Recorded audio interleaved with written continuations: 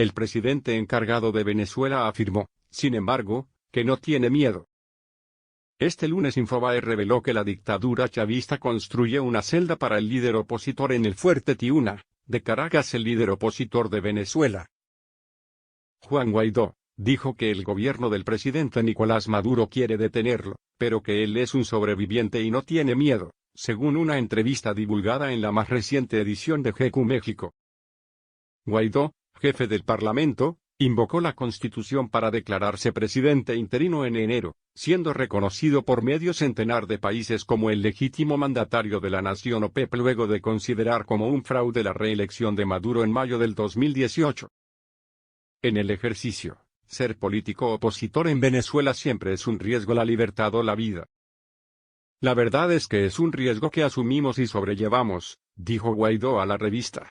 Pero no temo. Han existido amenazas directas de muerte y persecución. La detención de Roberto Marrero, secretario de Guaidó, a inicios de marzo en Caracas fue un ataque directo a mí, expresó, y agregó, el régimen saliva con detenerme. Guaidó, un ingeniero de 35 años, canceló el domingo un mitin que planeaba celebrar con sus partidarios en la occidental ciudad de Barquisimeto tras denunciar que la dictadura le impidió ingresar. No proporcionó más detalles sobre las restricciones para llegar, ni aclaró dónde ocurrió el incidente.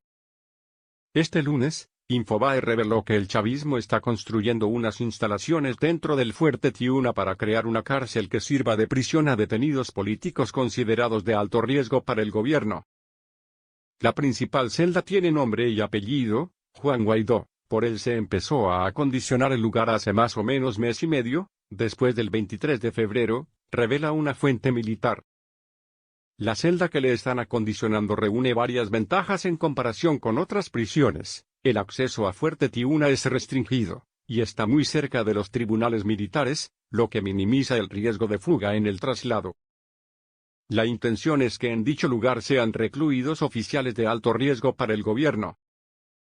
Además de Guaidó, los primeros candidatos son el general en jefe, EJ, Raúl Isaías Baduel, el mayor general, EJ, Miguel Eduardo Rodríguez Torres, el comandante, EJ, Igber José Marín Chaparro y el capitán, GNB, Juan Carlos Caguaripano Scott.